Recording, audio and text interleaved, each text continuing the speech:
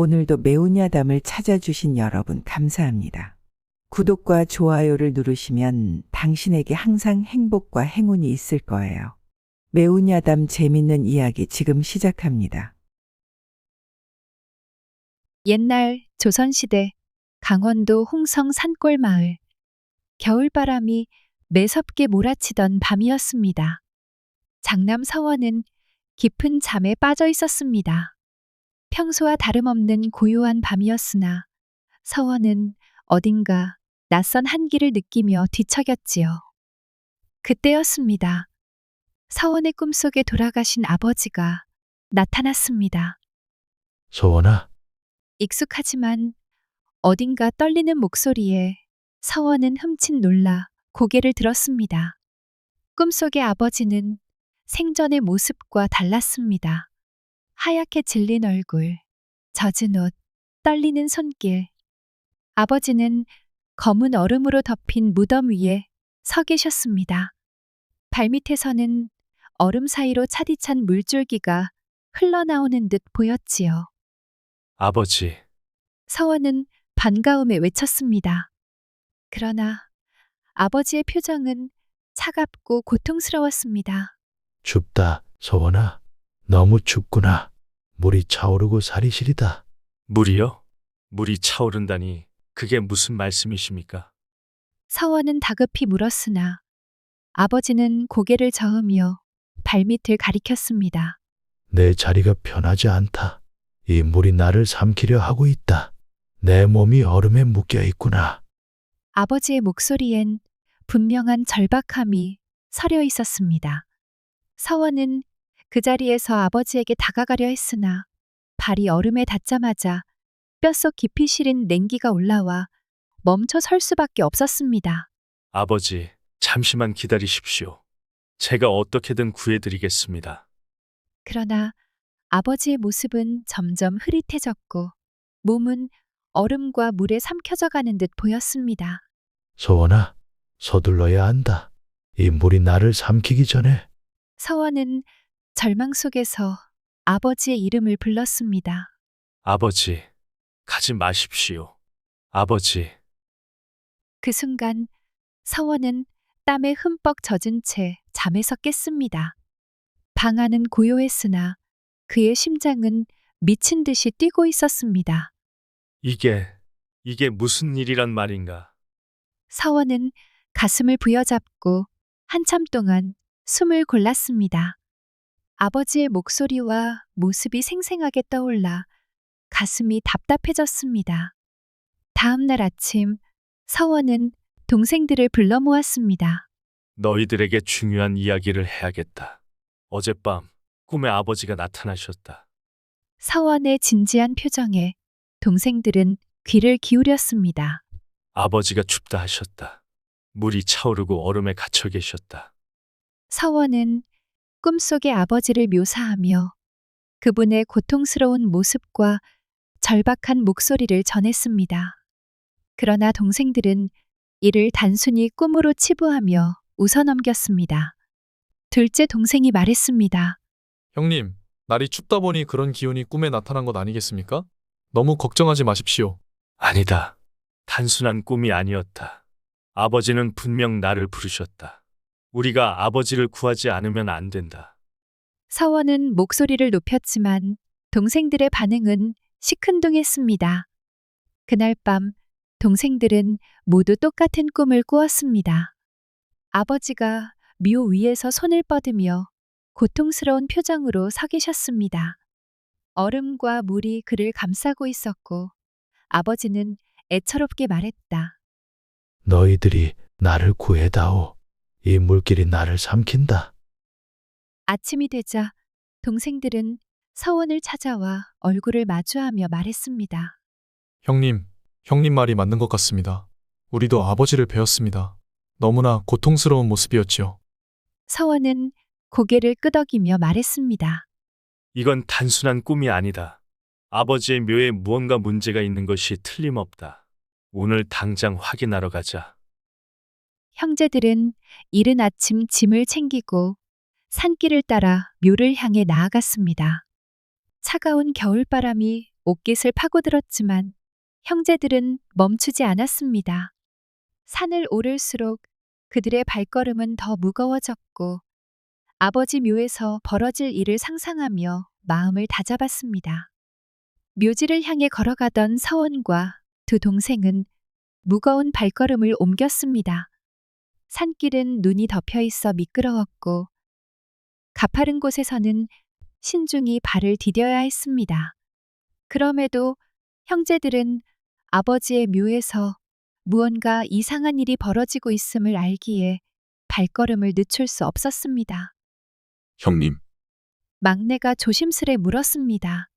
혹여 그 꿈이 단순히 겨울밤의 악몽은 아니겠지요? 괜히 우릴 부추기신 건 아니겠습니까?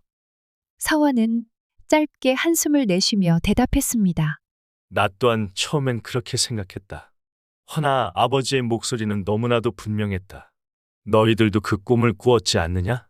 단순한 악몽이라 치부하기엔 아버지의 말씀과 모습이 어찌 그리 똑같단 말이냐. 막내는 아무 말도 하지 못하고 고개를 끄덕였고 둘째도 얼굴을 굳힌 채 묵묵히 걷기만 했습니다. 그렇게 산길을 한참 걸어 아버지의 묘에 도착한 형제들은 예상치 못한 광경에 발길을 멈췄습니다. 묘 주변의 땅은 눈이 쌓여 있어야 할 자리에 검은 얼음으로 덮여 있었던 것입니다. 얼음은 묘를 감싸며 퍼져나가더니 묘 뒤쪽으로 길게 이어져 있었습니다. 그 얼음은 한겨울의 자연스러운 얼음이 아니었습니다. 무언가 음습하고 차가운 기운이 스며든 듯 얼음은 빛을 반사하기보다는 어둠을 머금은 듯 보였습니다. 이게 도대체 뭔 일이란 말이냐? 서원이 낮게 중얼거리자 둘째가 말을 이었습니다. 형님, 이 얼음이 왜 이리 검고 기묘합니까? 이건 마치 사람을 거부하는 듯한 느낌입니다. 막내는 얼음 쪽으로 천천히 다가갔습니다. 얼음을 손으로 만져보려는 순간 서원이 소리쳤습니다. 건드리지 마라. 그 얼음은 뭔가 이상하다. 하지만 이미 막내의 손끝이 얼음에 닿았고 그는 즉시 손을 떼며 비명을 질렀습니다. 이건 얼음이 아닌 것 같습니다. 이렇게 순식간에 손이 얼어붙는 얼음은 본 적이 없습니다. 막내는 손을 흔들며 얼굴을 찌푸렸고 서원은 얼음에 가까이 다가가며 말을 이었습니다. 그렇지. 저 얼음은 단순히 차가운 것이 아니다. 무언가 기운이 담겨 있다. 마치 아버지께서 말씀하신 물이 이 얼음 아래에 흐르는 것 같다. 서원은 얼음을 따라 묘의 뒤편으로 발걸음을 옮겼습니다. 얼음은 묘를 지나 산 아래쪽으로 길게 이어졌고 그 끝은 작은 우물처럼 보이는 폐허로 연결되어 있었습니다. 폐허에는 오래된 돌들이 어지럽게 흩어져 있었고 그곳에서 이상한 소리가 들려왔습니다. 흐르는 물소리 같기도 하고 무언가 웅웅 울리는 소리 같기도 한 이상한 소리였습니다. 형님, 저곳은 무엇입니까? 둘째가 묻자 서원은 고개를 저으며 대답했습니다. 나도 모르겠다. 저 폐허된 집은 예전부터 있었다는 이야기는 들었지만 누가 살았다든지 가본 적은 없었다. 막내는 폐허를 가리키며 다급히 말했습니다. 형님, 저 폐허에서 무언가 올라오는 것 같습니다. 저 검은 기운은 대체 무엇입니까? 서원과 둘째가 고개를 돌려보니 폐허 지붕 위로 검은 안개 같은 것이 피어오르고 있었습니다. 그 기운은 묘까지 이어진 얼음 위로 천천히 퍼져나가고 있었지요. 이대로 있을 수는 없다. 서원은 단호히 말하며 발걸음을 돌렸습니다. 이 문제의 실마리를 알아내야 한다. 풍수에 밝은 어르신들께 물어보자. 분명 저 폐허와 얼음에 대해 아는 것이 있을 것이다. 형제들은 묘에서 내려와 풍수꾼에게 찾아갔습니다. 서원은 연로한 풍수꾼 노인 백수홍을 찾아갔습니다. 백수홍은 과거 산길의 물길과 풍수에 대해 잘 알고 있다고 알려져 있었지요. 어찌 이리 약속도 없이 갑작스레 찾아왔느냐? 백수홍은 짙은 주름진 얼굴로 서원을 반기며 물었습니다. 제가 묘한 꿈을 꾸고 묘를 찾아가 보았는데 이상한 일이 벌어졌습니다. 묘가 검은 얼음으로 덮여 있었고 그 얼음은 묘 뒤편으로 이어져 산 아래 폐허까지 연결되어 있었습니다. 서원의 말에 백수홍은 표정을 굳히며 한참 동안 침묵하더니 조용히 입을 열었습니다. 그 자리는 알아보니 옛날 강이 흐르던 자리라더라. 홍수로 물길이 바뀌며 강이 사라졌지만 물의 기운은 여전히 땅속에 남아있다 하더군. 그런 자리는 묘를 쓰기에 적합하지 않다네. 물길 위에 묘를 쓰면 조상의 기운이 제대로 머물지 못하고 방황하게 되지. 백수홍은 다시 긴 한숨을 내쉬며 말을 이었습니다. 그 땅에는 예전에도 이상한 일이 많았다네. 그 자리에 있던 나무는 늘 말라 죽었고 동물들은 그곳에 가까이 가지 않았다지. 내 아버지를 그런 곳에 모신 것이 안타깝구나. 서원은 백수홍의 말을 듣고 난 뒤 묵묵히 고개를 숙였습니다. 그럼 이장을 해야겠습니까? 백수홍은 고개를 저으며 단호히 말했습니다. 이장은 쉬운 일이 아니야. 조상을 옮기는 건 큰 죄가 될 수도 있다네. 하지만 내가 옳은 일을 하고자 한다면 반드시 자연의 흐름을 거스르지 않고 문제를 해결할 방법을 찾아야 하네. 서원은 집으로 돌아와 동생들에게 백수홍의 말을 전했습니다. 둘째는 즉각 소리쳤습니다. 형님, 이장 말고는 방법이 없습니다. 아버지께서도 분명 꿈속에서 불편하다고 하지 않으셨습니까? 차라리 이 자리를 떠나는 것이 아버지를 위한 길입니다. 하지만 막내는 고개를 가로저으며 반박했습니다. 안 됩니다. 조상을 옮기는 건 큰 죄라 하지 않으셨습니까? 우리가 섣불리 나서면 오히려 화를 불러올 수 있습니다. 서원은 갈등하는 동생들을 바라보며 무겁게 입을 열었습니다. 둘 다 옳은 말이다. 허나 쉽게 결정할 수는 없다. 내일 다시 묘로 올라가 더 많은 단서를 확인하고 자연의 흐름을 거스르지 않으면서도 아버지를 편히 쉬게 할 방법을 찾아보자. 다음 날 서원과 두 동생은 다시 묘지로 향했습니다. 전날의 긴장감이 가시지 않은 탓에 형제들의 표정은 무거웠고 누구도 말을 꺼내지 않았습니다. 묘지에 가까워질수록 공기는 점점 더 차가워졌고 땅은 단단히 얼어붙어 있었습니다. 묘지에 도착한 형제들은 전날과 다름없이 검은 얼음이 묘지를 뒤덮고 있는 모습을 다시 마주했습니다. 그러나 오늘은 더욱 이상한 점이 눈에 띄었습니다. 묘의 한가운데 얼음 위에 희미한 무늬 같은 것이 드러나 있었던 것입니다. 그것은 마치 물결이 얼어붙어 형성된 듯한 기묘한 형태를 이루고 있었고 서원은 얼음 위에 허리를 굽히며 그 무늬를 유심히 살폈습니다. 형님, 그게 무엇입니까? 둘째가 물었습니다. 서원은 손가락으로 무늬를 가리키며 대답했습니다. 마치 글자처럼 보이지만 낯선 모양이구나. 이건 단순히 자연적으로 생긴 게 아닌 듯하다. 막내는 무늬 주위를 돌며 살폈습니다. 형님, 이 문양이 묘 뒤로 이어진 얼음길까지 연결된 것 같습니다. 무언가 흐름이 있는 것처럼 보입니다. 서원은 묘 뒤로 이어지는 얼음길을 따라가 보기로 했습니다. 어제 발견했던 폐허로 이어지는 길이었지요. 형제들이 조심스레 발걸음을 옮기자 폐허 쪽에서 어렴풋이 들리던 소리가 점점 더 선명해졌습니다. 졸졸, 졸졸. 흐르는 물소리와 함께 이상한 웅웅거리는 음조가 섞인 듯한 소리였습니다. 폐허에 다다르자 형제들은 그 소리의 근원이 바로 폐허 아래에서 나는 것임을 깨달았습니다.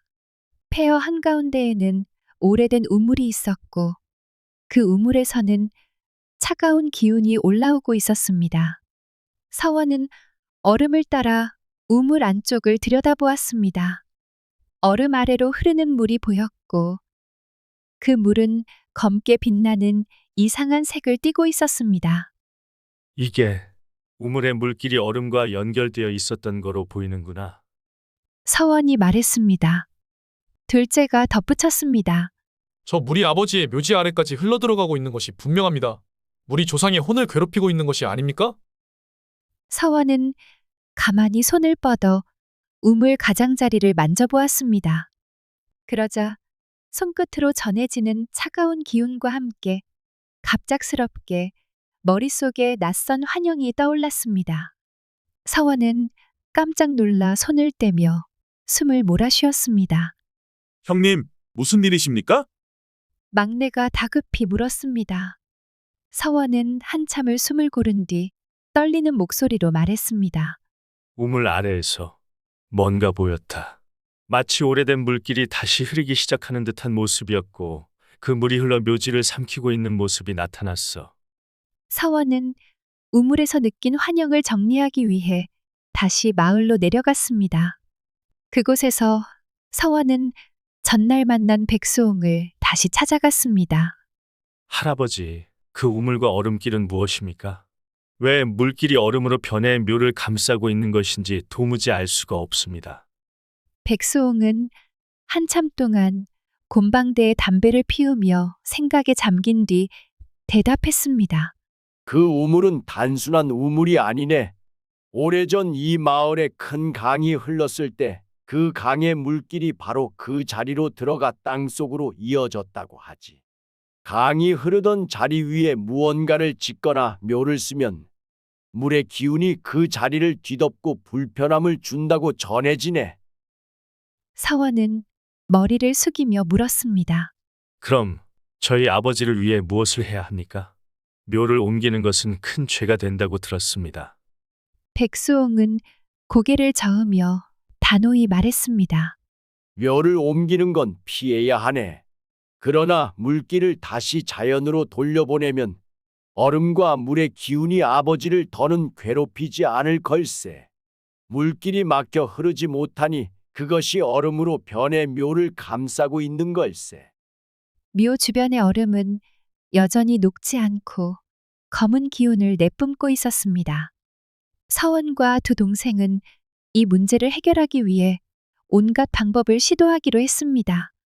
단순히 물길을 돌리는 것만으로는 충분하지 않을지도 모른다는 생각에 형제들은 마을과 인근 지역의 사람들에게 도움을 구했습니다.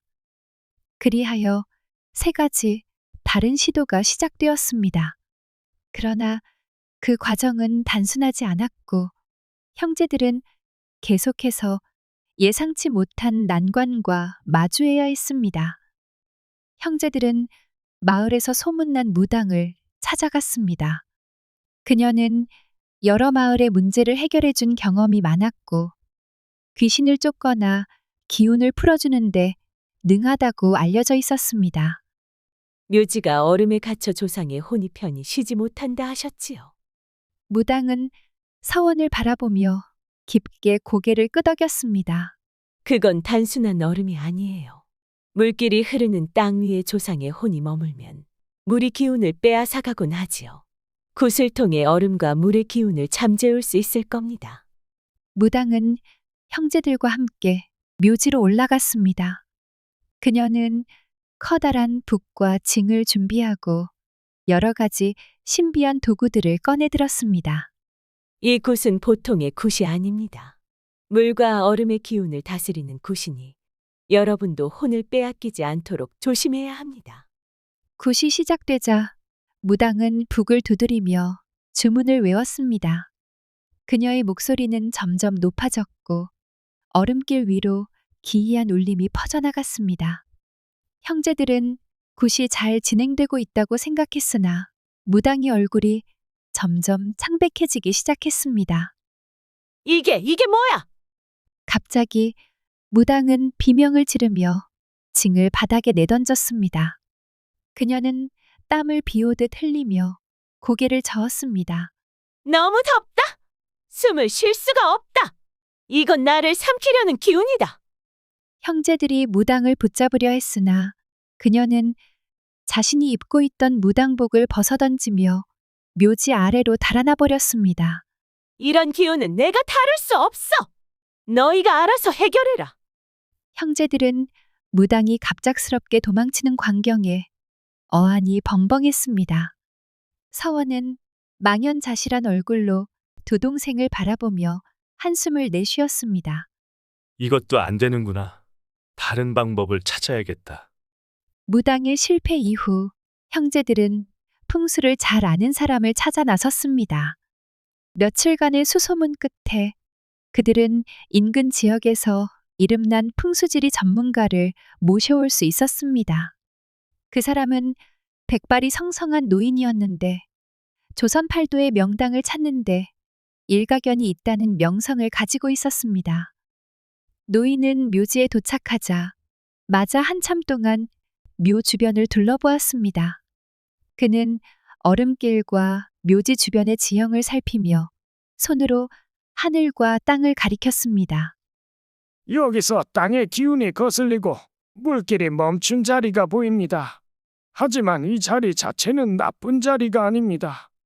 노인은 손을 허리춤에 얹으며 깊은 한숨을 내쉬었습니다. 이곳은 100년에 한 번 나올까 말까 한 자리로 보입니다. 물길만 제대로 흘렀다면 이 묘는 최고의 명당이었을 것이오. 둘째는 깜짝 놀라며 물었습니다. 그럼 이 자리를 옮길 필요는 없는 것입니까? 노인은 고개를 끄덕이며 말했습니다. 묘를 옮길 필요는 없어. 하지만 이 자리의 기운을 완전히 살리려면 얼음길을 따라 막힌 물길을 돌려야 하오. 물이 자연스럽게 흘러야 이 땅의 기운이 안정될 것이오. 막내는 걱정스러운 얼굴로 물었습니다. 그럼 그 물길을 돌리는데 시간이 얼마나 걸릴까요? 노인은 천천히 대답했습니다. 하루 이틀 만에 끝날 일이 아닐 것이오.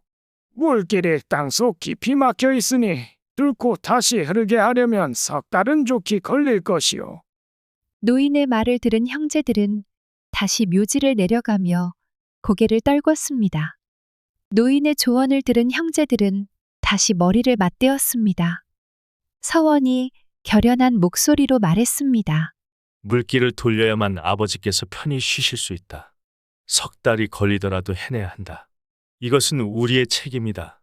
둘째와 막내도 형의 결심에 동의하며 대답했습니다. 형님, 저희도 최선을 다하겠습니다. 아버지를 위해 무엇이든 하겠습니다.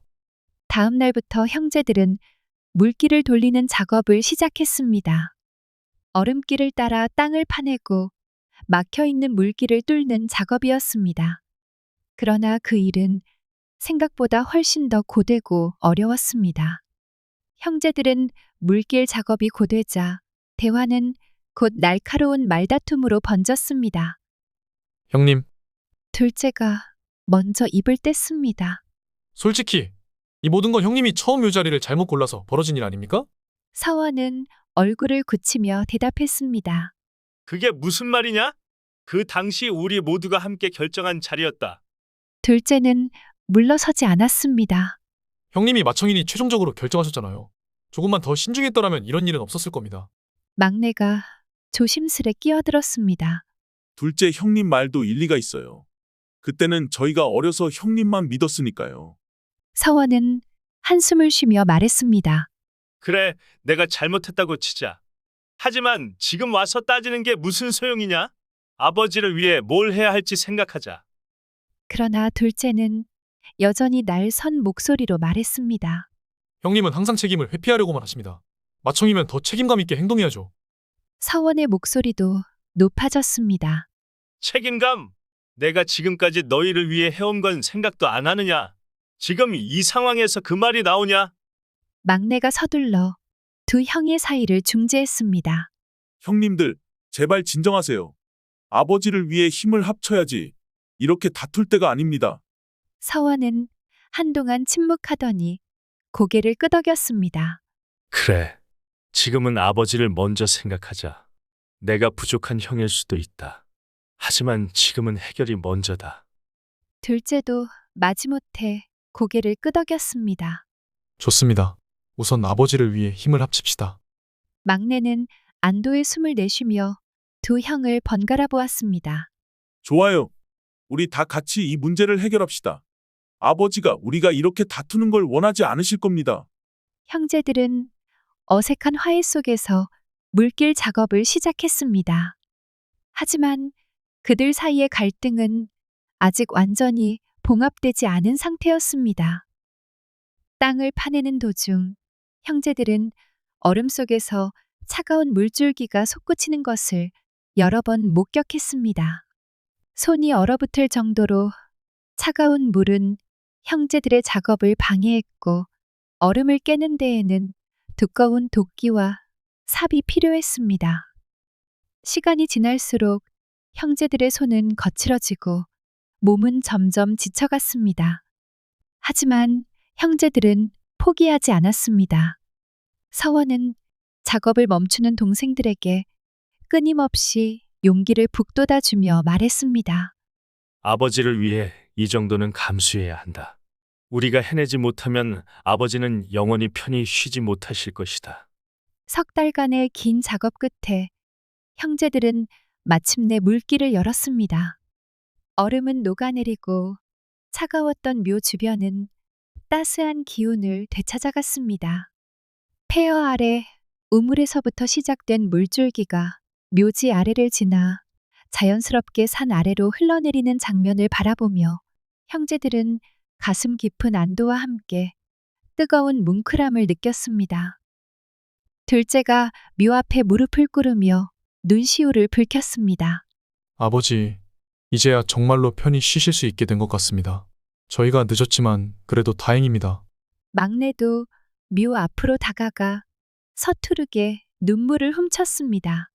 아버지, 그동안 우린 너무 멀리 떨어져 있었습니다. 아버지께서 떠나신 뒤로 형제들이 함께 무언가를 한 기억이 없었습니다. 하지만 이번 일로 형님들과 함께하니 어릴 적처럼 다시 하나가 된 기분입니다. 서원은 묘 앞에서 오래도록 고개를 숙인 채 무언가를 곱씹었습니다. 손바닥엔 얼음길을 깨던 삽과 도끼로 생긴 굳은 살과 찢어진 상처가 가득했습니다. 고개를 들고 동생들을 바라보니 둘째와 막내의 손도 마찬가지로 성한 곳이 없었습니다. 너희들의 손을 보니 내가 얼마나 부족한 형이었는지 느낀다. 서원이 떨리는 목소리로 말을 꺼냈습니다. 아버지께서 돌아가신 뒤 우리는 이렇게 힘을 합쳐본 적이 없었다. 각자 삶이 바쁘다며 서로를 돌보지 못했다. 이번 일로 겨우 깨달았다. 우리 형제는 함께 있어야 한다는 것을. 둘째가 고개를 끄덕이며 대답했습니다. 형님, 저도 같은 생각입니다. 이번 일을 하면서 새삼 느꼈습니다. 아무리 힘들어도 형님과 막내가 있어서 버틸 수 있었습니다.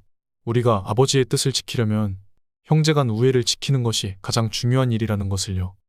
막내는 두 손을 들어 보이며 웃음 속에 눈물을 흘렸습니다. 손이 이 모양이 된 게 이번 일이 처음이네요. 사실 삽질도 서투르고 망치질도 제대로 못해서 여러 번 혼자 속으로 한심하게 느꼈습니다. 그런데 형님들이 항상 괜찮다고 말해주셔서 겨우 버텼어요. 아버지께서 이번 일을 통해 우리가 더 가까워지라고 하신 게 아닐까 싶어요. 서원은 동생들의 말에 눈물을 참지 못하고 고개를 숙였습니다. 그리고 떨리는 목소리로 대답했습니다. 맞다. 아버지께서 우리를 위해 이 일을 주셨을지도 모른다. 그동안 우린 각자 다른 곳에서 서로를 잊고 지내며 아버지가 주신 교훈을 잊고 있었다. 이번 일을 통해 너희와 다시 가까워질 수 있어서 난 정말 감사하다. 형제들은 서로의 손을 살폈습니다. 굳은 살과 상처투성이가 된 손바닥은 긴 작업의 고단함을 고스란히 보여주고 있었습니다. 둘째가 서원의 손을 붙잡으며 조심스레 물었습니다. 형님, 이 상처는 많이 아프십니까? 서원은 고개를 저으며 답했습니다. 아프지 않다. 너희 둘이 이 자리에 함께 있어줘서 모든 고통이 잊혀졌다. 막내가 자신의 손을 보며 장난스럽게 말했습니다. 이 손이 나중에 다 낫고 나면 고생한 자국으로 자랑해야겠어요. 누가 물으면 아버지 묘를 지키기 위해 형제들과 함께했다 말하려고요. 형제들은 서로의 손에 연고를 발라주고 상처를 감싸며 진심 어린 미소를 주고받았습니다. 그들의 마음속에는 오랜 시간 동안 잃어버렸던 형제애가 되살아나고 있었습니다. 얼음길이 완전히 녹고 물이 자연스럽게 흐르기 시작하자 형제들은 묘 뒤편의 물길을 바라보며 나란히 섰습니다. 물은 폐허의 우물에서 흘러 묘를 지나 산 아래로 길게 이어졌고 그 소리는 마치 오래된 상처를 치유하는 음악처럼 들렸습니다. 서원은 물길을 바라보며 나지막이 말했습니다. 아버지께서 정말로 이 물길을 통해 편히 쉬실 수 있을 것이다. 우리가 해낸 일이 틀리지 않았다는 걸 믿는다. 둘째가 눈물을 훔치며 말했습니다. 형님, 아버지가 우리를 바라보며 얼마나 흐뭇해하실지 모르겠습니다. 저희가 함께 이 일을 해낸 걸 아신다면 더할 나위 없이 기뻐하셨을 겁니다. 막내는 형제들 사이에 서서 두 형을 번갈아 보며 깊은 숨을 내쉬었습니다. 우리 이제 더 이상 떨어져 살지 맙시다. 아버지께서도 형제간 우애를 잃지 말라고 하신 뜻으로 받아들이고 앞으로도 함께 합시다. 서원과 둘째는 막내의 말을 듣고 눈물을 흘리며 고개를 끄덕였습니다. 형제들은 물길이 흐르는 장면을 끝없이 바라보며 서로를 꼭 끌어안았습니다. 그들은 서로의 온기를 느끼며 오랜 시간 울음을 터뜨렸습니다. 아버지, 감사합니다. 이제 우리는 형제로서 다시 하나가 되었습니다. 그들의 울음소리는 물길의 졸졸거림과 함께 산속 깊이 울려 퍼졌습니다. 그날 밤 서원은 오랜만에 평화로운 마음으로 잠에 들었습니다. 석 달간의 고된 작업과 형제들과의 갈등을 딛고 마침내 아버지를 편히 쉬게 했다는 안도감이 가슴속에 가득했습니다. 잠결에 서원은 낯익은 풍경 속을 걷고 있었습니다. 그것은 어린 시절 형제들과 뛰놀던 고향의 들판이었습니다. 따뜻한 햇살 아래 바람은 부드럽게 불었고 저 멀리서 아버지의 목소리가 들려왔습니다. 서원아, 이리 와 보거라.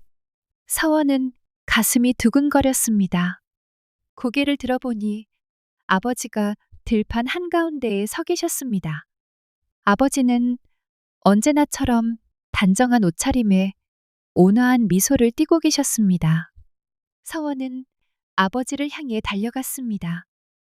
아버지, 아버지는 두 팔을 벌려 서원을 맞아주셨습니다. 서원은 아버지의 품에 안겨 한동안 말을 잇지 못했습니다. 아버지, 이제 편히 쉬실 수 있는 겁니까? 서원이 물었습니다. 아버지는 고개를 끄덕이며 따뜻한 미소로 대답하셨습니다. 그래, 내 덕분이다. 그리고 내 동생들 덕분이다. 내가 너희들 곁을 떠난 후에도 너희가 이렇게 효심을 다해 나를 돌봐주니 어찌 고맙지 않겠느냐. 서원은 아버지를 바라보며 눈물을 글썽였습니다. 아버지, 그동안 부족한 아들이었습니다. 아버지가 떠나신 뒤에야 우리가 얼마나 많은 걸 잃었는지 깨달았습니다. 형제간의 우애도 소홀했고 아버지께 배운 것을 제대로 지키지 못했습니다. 정말로 죄송합니다. 아버지는 서원의 어깨를 다독이며 말씀하셨습니다. 아니다, 서원아. 너희는 잘하고 있다. 이번 일을 통해 너희 형제들이 다시 하나가 된 것이 무엇보다 기쁘구나. 내가 너희에게 남긴 가장 큰 유산은 바로 서로를 아끼고 의지하는 마음이다. 그 마음만 있다면 너희는 어떤 어려움도 이겨낼 수 있을 것이다. 서원은 고개를 끄덕이며 대답했습니다. 예, 아버지. 앞으로는 형제들과 함께 힘을 합쳐 서로를 돌보겠습니다. 아버지께서 지켜보실 것을 믿습니다. 아버지는 서원의 손을 꼭 잡고 마지막으로 당부했습니다. 그래야 한다. 내가 없는 세상에서도 너희가 서로를 지키고 의지하며 살아가길 바란다. 그것이 바로 효심이고 내가 너희에게 바라는 유일한 부탁이다. 아버지는 서원을 향해 밝게 웃으셨습니다. 그리고 한 걸음씩 뒤로 물러서며 말씀하셨습니다. 나는 이제야 진정한 안식을 찾았다. 서원아, 고맙다. 너희 형제 모두에게 고맙다고 전해다오. 서원은 아버지의 모습이 점점 멀어지는 것을 보며 손을 흔들었습니다. 아버지, 감사합니다. 저희를 위해 그동안 애쓰셨습니다. 편히 쉬십시오. 다음 날 아침, 서원은 꿈에서 깨어났습니다. 마음속에 따뜻한 기운이 가득 차올랐고, 그날 밤 아버지의 마지막 인사가 생생하게 떠올랐습니다. 서원은 두 동생을 불러 전날 밤 꿈에서 겪은 일을 이야기했습니다. 아버지께서 너희들에게도 고맙다고 전해달라 하셨다. 그리고 우리가 서로를 아끼고 의지하며 살아가기를 간절히 바라셨다. 둘째는 깊은 한숨을 내쉬며 말했습니다. 형님, 이제 아버지께서 정말로 평안을 찾으신 것 같습니다. 형님과 함께 아버지의 뜻을 이어나가겠습니다. 막내도 고개를 끄덕이며 덧붙였습니다. 이제 아버지께 부끄럽지 않게 살겠습니다. 형님과 형제들이 함께라면 무엇이든 할 수 있을 것 같아요. 형제들은 서로를 바라보며 미소를 지었습니다. 손에 남은 굳은 살과 상처는 이제 더 이상 고통이 아니었습니다. 그것은 형제들이 함께 이룬 노력의 증거이자 그들을 다시 하나로 묶어준 상징이었습니다. 형제들은 다시 묘로 올라갔습니다. 묘 뒤로 이어진 물길은 자연스럽게 흐르고 있었고, 맑고 투명한 물이 졸졸 소리를 내며 산 아래로 흘러내렸습니다. 형제들은 물길 앞에 나란히 서서 그 모습을 오래도록 바라보았습니다. 서원이 조용히 말했습니다. 아버지께서 우리를 지켜보고 계실 것이다. 우리가 이렇게 하나로 뭉친 모습을 아버지께서 얼마나 기뻐하실지 상상할 수 없다. 둘째가 고개를 끄덕이며 대답했습니다. 이 물길은 단순히 물이 흐르는 게 아니라 아버지와 우리가 연결되어 있다는 증거 같아요. 이 물길을 지키는 일이 이제 우리의 사명입니다. 막내는 두 형을 번갈아 보며 웃었습니다. 앞으로도 우리가 이 물길을 돌보고 형제들끼리 우애를 잃지 않으면 아버지께서도 영원히 행복하실 거예요. 형제들은 서로를 바라보며 미소를 지었습니다. 그리고 서원이 두 동생을 품에 끌어안으며 말했습니다. 우리 아버지께서 바라셨던 대로 살아가자. 우애를 잃지 말고 서로의 곁을 지키며. 형제들은 물길 앞에서 서로를 꼭 끌어안고 눈물을 흘렸습니다. 그 눈물은 슬픔이 아니라 감사와 다짐의 눈물이었습니다. 그날 이후로도 형제들은 아버지의 묘를 정성껏 돌보며 물길을 지켰고, 서로를 의지하며 평생토록 우애를 잃지 않았습니다. 이대감은 평생을 근검절약하며 살아온 인물이었습니다.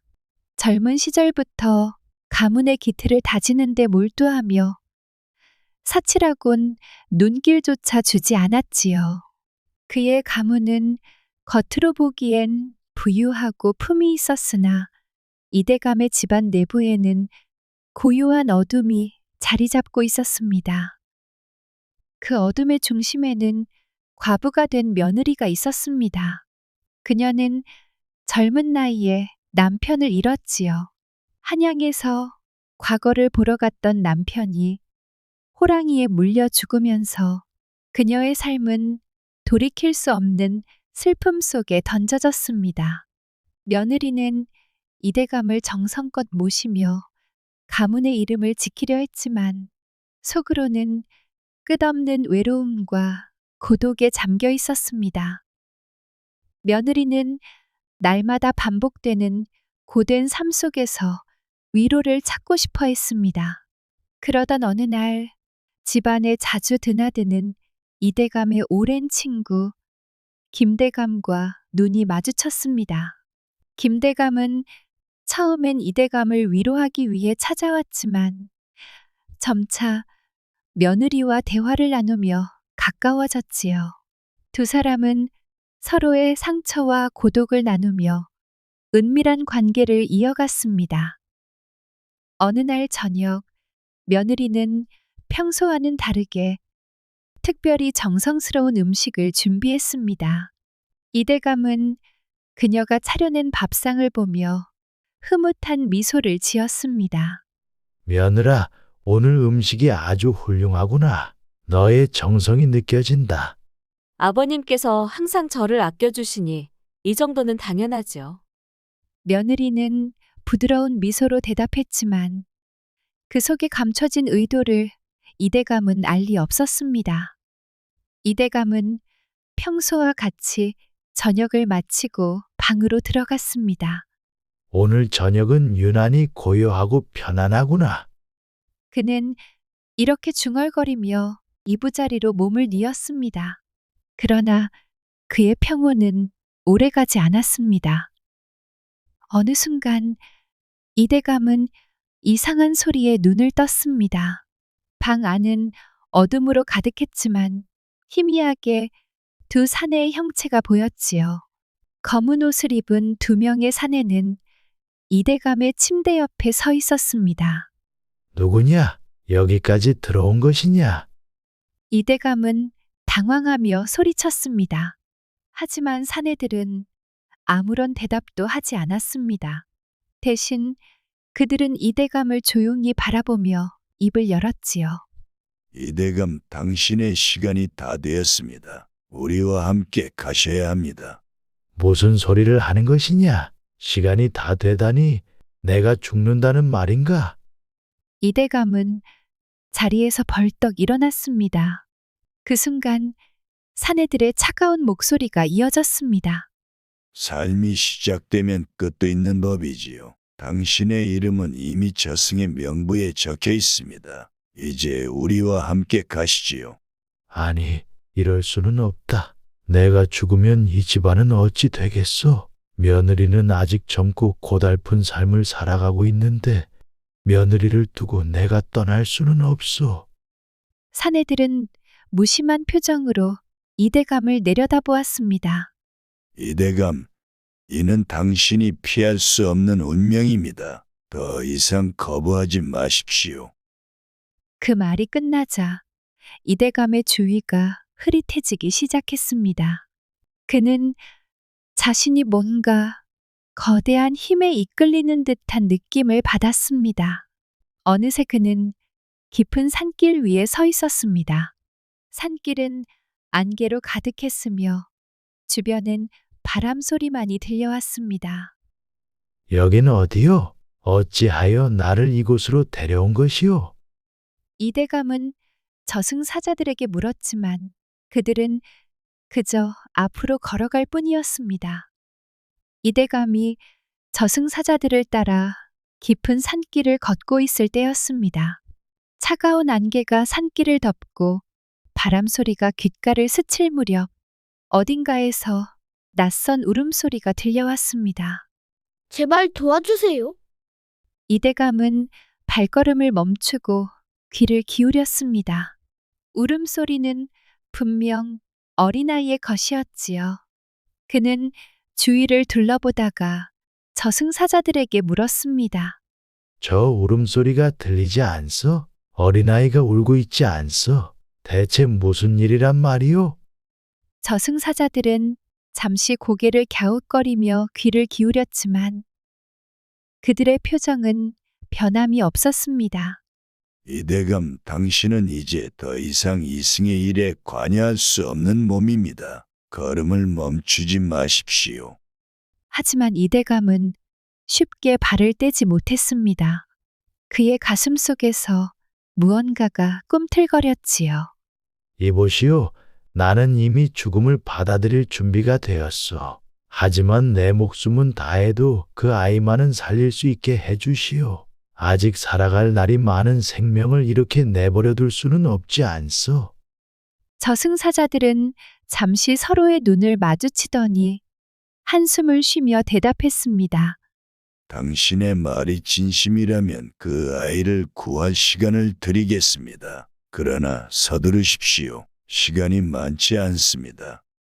이대감은 사내들의 말이 끝나기가 무섭게 울음소리를 따라 달리기 시작했습니다. 안개가 짙게 내려앉은 숲속을 헤치며 그는 울음소리가 점점 가까워지는 것을 느꼈습니다. 그리고 마침내 그가 도착한 곳은 깊은 구덩이였습니다. 구덩이 아래에는 어린아이 하나가 웅크리고 울고 있었습니다. 초라한 옷차림에 온몸은 진흙투성이었고 얼굴은 공포와 절망으로 일그러져 있었습니다. 구덩이는 산적들이 호랑이를 잡으려고 파놓은 함정이었고 그 안에 갇힌 아이는 오도 가도 못한 채 울고 있었던 것이지요. 이대감은 한숨을 내쉬며 구덩이 가장자리에 무릎을 꿇었습니다. 거기 있는 아이야, 걱정 말거라. 내가 널 꺼내주마. 아이의 울음소리가 잠시 멈췄습니다. 아이는 두려움 섞인 눈으로 이대감을 바라보다가 다시 간절히 외쳤습니다. 대감님, 제발 저를 살려주세요. 저는 아직 죽기 싫어요. 이대감은 안타까운 마음에 주먹을 꽉 쥐었습니다. 그는 주변을 살피더니 구덩이 안으로 몸을 천천히 내리기 시작했습니다. 미끄러지듯 내려간 끝에 그는 아이에게 다가갔습니다. 가까이서 본 아이는 앙상하고 작은 손으로 얼굴을 감싸며 두려움에 떨고 있었습니다. 이리 오너라, 겁내지 말거라. 이제는 안전하다. 이대감은 부드러운 목소리로 말하며 아이를 품에 안았습니다. 그리고 힘겹게 구덩이 위로 올라오기 시작했지요. 그의 몸은 점점 무거워졌고 손바닥과 무릎은 구덩이 벽에 긁혀 피가 배어나왔습니다. 하지만 그는 멈추지 않았습니다. 마침내 그는 아이와 함께 구덩이 밖으로 나왔습니다. 아이는 그 순간 이대감의 품에서 얼굴을 파묻고 울음을 터뜨렸습니다. 감사합니다, 대감님. 정말 감사합니다. 이대감은 아이의 머리를 쓰다듬으며 나직이 말했습니다. 내 목숨은 다해도 너 같은 아이가 살아갈 수 있다면 그것으로 충분하다. 이제는 안전하니 울지 말거라. 아이는 울먹이며 고개를 끄덕였고 그의 손을 꼭 잡았습니다. 그 순간 이대감의 뒤에서 저승사자들이 조용히 다가오는 소리가 들렸습니다. 그들은 무표정한 얼굴로 그를 바라보고 있었습니다. 이제 다 하셨습니까? 이대감, 아이는 살렸으니 다시 우리와 함께 가셔야 합니다. 이대감은 저승사자들과 함께 산길을 걸어갔습니다. 저승으로 향하는 길은 점점 더 어둡고 고요해졌습니다. 발걸음 하나하나가 무겁게 느껴졌지만 그는 더 이상 저항하지 않았습니다. 구덩이에 갇힌 아이를 구해냈다는 것만으로도 그의 마음은 한결 가벼웠으니 이제는 자신의 운명을 받아들일 때라 생각했지요. 길 끝에는 거대한 관문이 서 있었습니다. 검은색 나무로 만들어진 관문은 음산한 기운을 뿜어냈고 문 위에는 뿔 달린 수호상이 날카로운 눈빛으로 아래를 내려다보고 있었습니다. 저승사자들이 관문 앞에 멈춰서더니 이대감을 돌아보며 말했다. 이대감, 이제 마지막 관문입니다. 이것을 지나면 당신은 더 이상 이승으로 돌아갈 수 없습니다. 이대감은 관문을 올려다보았습니다. 커다란 문은 굳게 닫혀 있었고 그 문을 넘으면 영원히 돌아갈 수 없는 길임을 직감할 수 있었습니다. 하지만 그는 담담히 고개를 끄덕였습니다. 나는 이미 각오했소. 더는 미련 두지 않겠소. 저승사자들은 서로를 바라보며 고개를 끄덕였고 한 명이 천천히 허리춤에서 명부가 적힌 두루마리를 꺼내 들었습니다. 두루마리를 펼친 저승사자는 손가락으로 이대감의 이름을 찾기 시작했습니다. 그러나 그들의 표정이 점점 이상해졌습니다. 이게 어떻게 된 일이지? 저승사자가 중얼거리며 두루마리를 다시 펼쳐 꼼꼼히 살폈지만 아무리 찾아도 이대감의 이름은 보이지 않았습니다. 그는 동료에게 두루마리를 건네며 물었습니다. 이대감의 명패가 사라졌어. 혹시 내가 보관한 쪽지에 적혀 있나 확인해 보게. 다른 저승사자는 주머니를 뒤지기 시작했지만 그곳에서도 이대감의 이름이 적힌 쪽지는 찾아볼 수 없었습니다. 그들은 당황한 기색을 감추지 못하며 서로를 바라보았습니다. 말도 안 돼. 분명 이대감의 이름은 명부에 적혀 있었는데 지금은 어디에도 보이지 않다니. 그들의 말에 이대감은 어리둥절했습니다. 그는 저승사자들을 바라보며 물었습니다. 도대체 무슨 일이 일어난 것이오? 내 이름이 왜 사라졌단 말이오? 저승사자들은 잠시 침묵하더니 그중 한 명이 차분히 대답했습니다. 이대감, 이는 우리가 설명할 수 없는 일입니다. 저승의 명부에서 당신의 이름이 사라진 것은 그 자체로 운명을 바꾼 일입니다. 이는 우리도 어찌할 수 없는 일이지요. 그럼 나는 어떻게 되는 것이오? 이대감이 물었습니다. 그의 목소리에는 혼란과 함께 희미한 희망의 빛이 섞여 있었습니다. 저승사자는 깊은 한숨을 내쉬며 말했습니다. 이것 또한 당신의 운명입니다. 우리는 더 이상 당신을 저승으로 데려갈 수 없습니다. 이제 당신은 이승으로 돌아가야 합니다. 이대감은 저승사자의 말을 듣고도 쉽게 믿을 수 없었습니다. 그러나 그들의 단호한 표정을 보고 그는 자신이 살아갈 수 있는 기회를 얻게 되었음을 깨달았습니다. 이 모든 일이 꿈만 같구려. 하지만 만약 내가 다시 이승으로 돌아간다면 그것이 무엇을 의미하는지 고민해 보겠어. 저승사자들은 관문 앞에서 이대감의 뒤를 돌아섰습니다. 그리고 차가운 목소리로 마지막 한마디를 남겼습니다. 이대감 기억하십시오. 이승에서 당신이 무엇을 해야 할지는 이제 당신의 몫입니다. 이 기회를 헛되이 하지 마십시오. 그 순간 이대감은 강한 바람이 자신을 휘감는 것을 느꼈습니다. 그의 몸이 빠르게 뒤로 끌려가는 것 같았고 주변은 빛과 어둠이 뒤섞인 혼돈 속에 휩싸였습니다. 그리고 눈을 떴을 때 그는 다시 자신의 방에 누워 있었습니다. 천장에는 익숙한 대들보가 보였고 창문 너머로는 아침 햇살이 비치고 있었습니다. 며느리는 복도를 서성거리며 안절부절 못했습니다. 머릿속은 복잡한 생각으로 가득 찼고 숨을 쉴 때마다 가슴이 조여오는 듯한 불안감이 엄습했습니다. 어떻게 된 거지? 독약이 분명히 효과를 발휘했어야 했는데 혹시 내가 양을 잘못 넣었던 건가? 아니야, 그럴 리 없어. 김대감과 그렇게 철저히 준비했는데. 그녀는 자신을 진정시키려 했지만 그럴수록 불길한 예감이 더 강하게 밀려왔습니다. 서둘러 그녀는 외부 손님을 맞이하는 행랑채로 향했습니다. 김대감을 불러야 했으니까요. 그 시각 이대감은 방 안에서 천천히 일어나며 며느리의 행동을 되새기고 있었습니다. 그녀가 보여준 과한 놀람과 공포는 아무리 생각해도 자연스럽지 않았습니다. 그는 그녀가 방을 나가는 모습을 떠올리며 혼잣말을 했습니다. 며느리가 왜 그렇게 겁에 질린 것인가? 단지 내가 죽음에서 돌아왔다는 이유만은 아닐 터. 혹시 그녀가 이대감의 마음속에 점점 의심이 피어올랐습니다.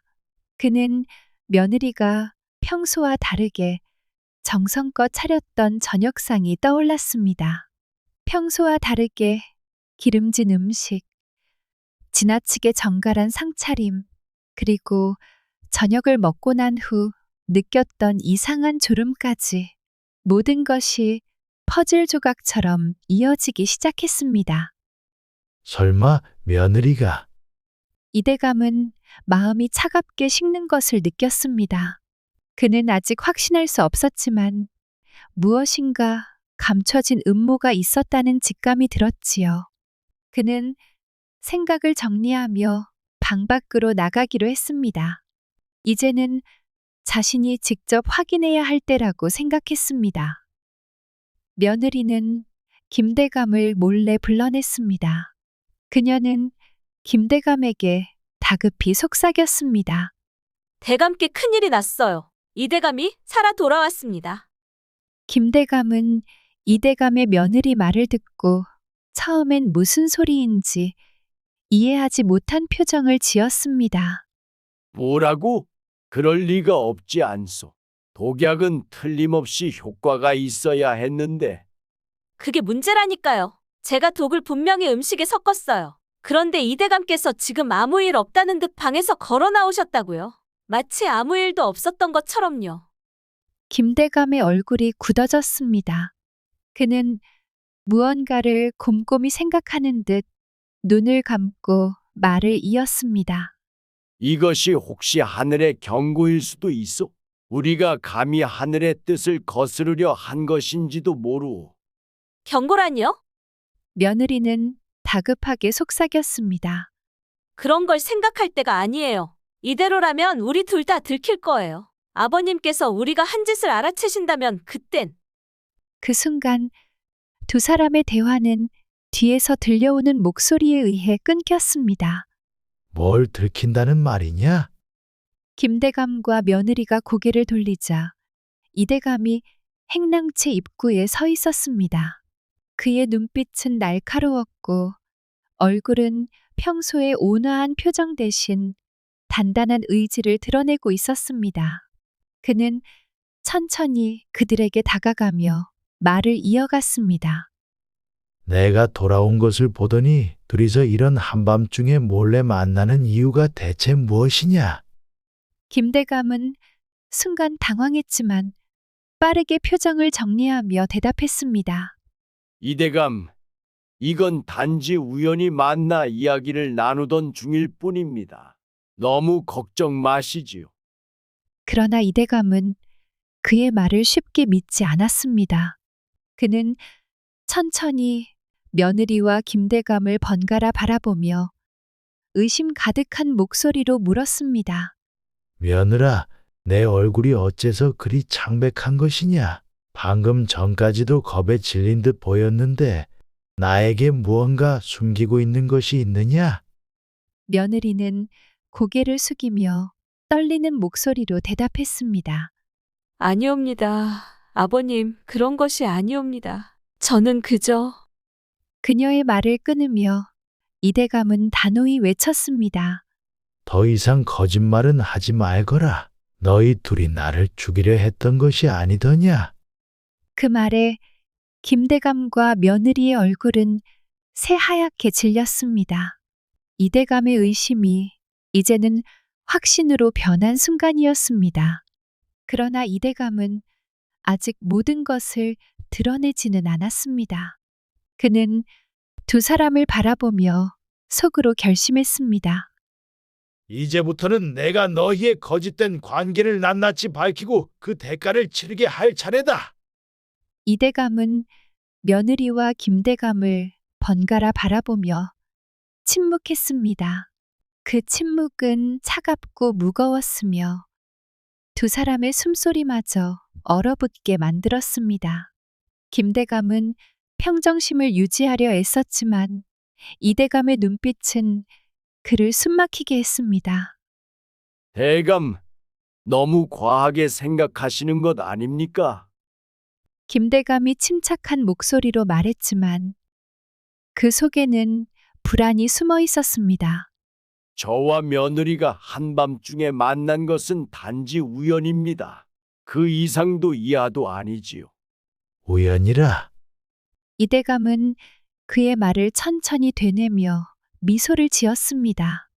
그러나 그 미소는 차가웠고 김대감과 며느리는 그 속에 숨겨진 날카로운 경고를 느꼈습니다. 그러면 며느리야, 너도 우연히 여기 온 것이냐? 이대감은 며느리를 바라보며 물었습니다. 며느리는 당황한 얼굴로 고개를 끄덕였습니다. 예, 어르신, 저는 그저 마실 나온 것뿐입니다. 마실? 이대감은 고개를 끄덕이며 조용히 걸음을 옮겨 두 사람 앞으로 다가갔습니다. 그의 목소리는 낮았지만 칼날처럼 날카로웠습니다. 그러면 내가 물어보자. 내가 어젯밤 내게 대접했던 저녁 밥상에 있던 수저다. 왜 이렇게 검게 변했는지 아느냐? 며느리는 입술을 깨물며 고개를 숙였습니다. 손은 떨렸고 온몸에서 식은땀이 흐르기 시작했습니다. 그녀는 이대감의 눈빛을 감당할 자신이 없었습니다. 김대감이 상황을 바꾸려 나섰습니다. 대감, 너무 이상하게 생각하지 마십시오. 며느리가 어르신을 위해 준비한 정성 어린 식사에 무슨 의도가 있겠습니까? 이렇게 살아 계시지 않습니까? 그러나 이대감은 그의 말을 무시한 채 며느리를 계속 응시했습니다. 나는 어젯밤 분명히 느꼈다. 내가 차린 밥상, 그리고 그 후 내 몸에서 일어난 이상한 일들, 그게 단지 정성 때문이라면 지금 내가 왜 이렇게 두려워하는 것이냐? 그 순간 며느리는 더는 버티지 못하고 무릎을 꿇었습니다. 눈에는 눈물이 가득 고였고 그녀는 떨리는 목소리로 말했습니다. 며느리는 죄책감에 거짓말을 하지 못했습니다. 아버님, 죄송합니다. 모든 게 제 잘못입니다. 하지만 저는 억울합니다. 이대감은 그녀를 내려다보며 차분히 물었습니다. 무엇이 억울하단 말이냐? 내가 나를 죽이려 한 것이 억울하다는 것이냐? 아니옵니다. 저는 단지 김대감의 말에 따랐을 뿐입니다. 모든 계획은 그가 세운 것입니다. 며느리는 흐느끼며 고백했습니다. 그녀의 말은 김대감을 놀라게 했습니다. 뭐라고? 김대감이 분노에 찬 목소리로 외쳤습니다. 너는 무슨 소리를 하는 것이냐? 모든 것이 내 계획이라니. 너도 충분히 이 일을 원했던 것이 아니었느냐? 두 사람은 서로를 비난하며 말다툼을 시작했습니다. 이대감은 그들의 대화를 듣고 있던 중 모든 퍼즐이 맞춰지기 시작했습니다. 그는 그들의 말이 사실임을 확신하며 천천히 입을 열었습니다. 그만해라! 이대감의 단호한 목소리에 두 사람은 입을 다물었습니다. 그는 한 발자국 앞으로 나서며 말을 이었습니다. 너희 둘이 나를 죽이려 했다는 것은 이제 분명해졌다. 그러나 하늘은 너희의 음모를 허락하지 않았다. 내가 다시 이승으로 돌아온 것은 단순히 나의 운명이 아니라 너희 죄를 심판하라는 하늘의 뜻일 것이다. 김대감은 당황하며 무릎을 꿇었습니다. 대감, 용서해 주십시오. 저는 순간적인 어리석음에 이끌려 잘못된 결정을 내렸습니다. 하지만 저도 그녀를 도우려 했던 것뿐입니다. 도려 했다. 이대감은 냉소를 지으며 말을 이었습니다. 내 죽음이 너희 둘에게 무슨 도움을 주었겠느냐? 내 탐욕과 며느리의 불만이 만든 결과일 뿐이지. 며느리는 엉엉 울며 바닥에 엎드렸습니다. 아버님, 잘못했습니다. 저는 단지 고된 삶에서 벗어나고 싶었을 뿐입니다. 제발 한 번만 용서해 주십시오. 이대감은 한동안 그녀를 내려다보다가 깊은 한숨을 내쉬었습니다. 용서란 쉽지 않은 법이다. 그러나 하늘이 나를 다시 살려낸 이유는 분명히 있을 터. 나는 너희를 단죄하지 않을 것이다. 대신 너희가 이 죄를 스스로 짊어지고 살아가게 할 것이다. 이대감은 며느리와 김대감의 음모가 드러난 후 곧바로 관아에 사실을 알렸습니다. 그의 명성은 마을 사람들 사이에서 두터웠기에 관아에서도 이대감의 말을 신뢰하며 즉각적인 조사를 시작했지요. 포졸들이 김대감과 며느리를 붙잡아 관하로 끌고 갔고 두 사람의 신문이 시작되었습니다. 형장은 두 사람을 차례로 바라보며 차갑게 물었습니다. 이대감을 죽이려 했다는 의혹이 있다. 사실대로 말하라. 너희가 무엇을 했는지. 김대감은 처음엔 강하게 부인하며 자신의 결백을 주장했습니다. 이 모든 것은 오해입니다. 저는 그런 일을 꾸밀 사람이 아닙니다. 제발 믿어 주십시오. 그러나 며느리는 이미 모든 것을 털어놓은 상태였습니다. 그녀는 떨리는 목소리로 흐느끼며 말했습니다. 모든 것이 사실입니다. 제가 이대감께 드린 저녁에 독을 섞었습니다. 김대감과 함께 계획한 일이었고. 며느리의 고백은 관아를 술렁이게 했습니다. 형장은 김대감을 노려보며 다시 물었습니다. 그 말이 사실인가? 너도 함께 공모했단 말이냐? 김대감은 더 이상 부정할 수 없었습니다. 그는 고개를 떨구며 중얼거리듯 말했습니다. 예, 사실입니다. 하지만 저는 그저 그녀를 돕고 싶었을 뿐입니다. 그녀의 고된 삶을 끝내주려 했던 것뿐입니다. 형장은 그의 말을 듣고 냉정히 대꾸했습니다. 이대감을 독살하려 한 것은 분명한 중죄다. 너희의 변명은 죄를 가볍게 하지 못할 것이다. 그날 관아는 두 사람의 자백과 증거를 토대로 죄를 물었습니다. 김대감은 관직에서 파면된 뒤 먼 지방으로 유배되었고 며느리는 집안의 신분과 재산을 박탈당해 평생 노비로 살아가게 되었습니다. 두 사람의 계획은 무참히 무너지고 그들은 자신들의 탐욕과 잘못으로 인해 혹독한 대가를 치르게 되었지요. 그날 밤 이대감은 다시 꿈을 꾸었습니다. 그는 어두운 숲속에 서 있었고 어디선가 들려오는 낯익은 울음소리에 귀를 기울였습니다. 제발 도와주세요. 그 울음소리는 저승사자와 함께 걷던 길에서 들었던 아이의 울음과 같았습니다. 이대감은 그 소리를 따라 천천히 걸음을 옮겼습니다. 얼마 지나지 않아 그는 다시 구덩이를 발견했습니다. 그 안에는 처음 구했던 아이가 웅크리고 있었습니다. 너는 왜 다시 여기 있느냐? 내가 너를 구해주지 않았느냐? 이대감이 물었습니다. 아이는 천천히 고개를 들었고 그의 얼굴이 변하기 시작했습니다.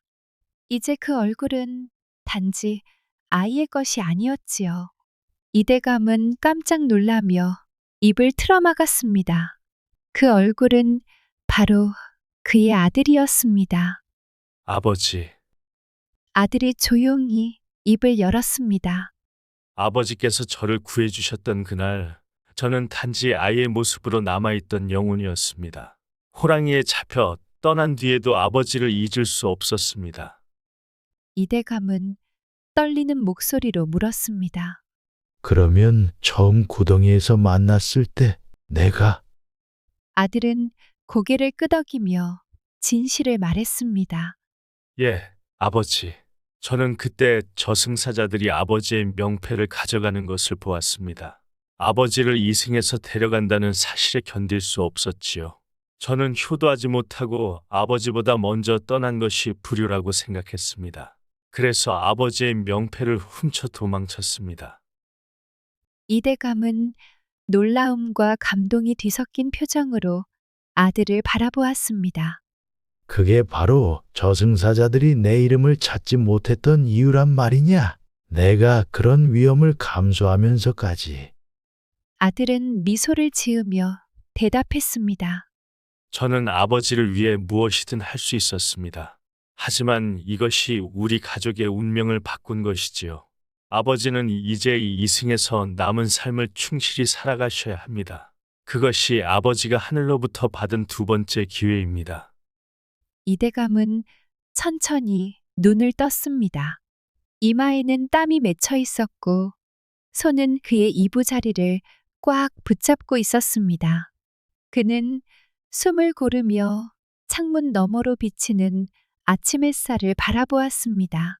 꿈이었지만 그것이 단순히 꿈이라고는 느껴지지 않았습니다. 그는 아들이 남긴 마지막 말을 떠올렸습니다. 아버지, 저는 항상 곁에서 아버지를 지켜보겠습니다. 이제는 아버지께서 저를 위해 살아갈 차례입니다. 이대감은 눈물을 흘리며 자리에서 일어났습니다. 그는 창밖을 바라보며 깊은 한숨을 내쉬었습니다. 내 아들아, 내가 나를 지켜준 덕에 내가 이렇게 다시 살아있구나. 너의 뜻을 받들어 남은 생은 하늘과 사람들을 위해 바치겠노라. 그는 다시금 굳은 결심을 하며 그날 이후로 사람들을 돕고 가난한 이들을 위해 살아가는 삶을 시작했습니다. 이대감은 자신이 받은 새로운 생의 의미를 깊이 깨닫고 하늘이 준 두 번째 기회를 결코 헛되이 보내지 않겠다고 다짐했습니다. 그는 고아와 버려진 아이들을 모아 돌보며 그들을 바른 길로 이끄는데 자신의 삶을 바쳤습니다.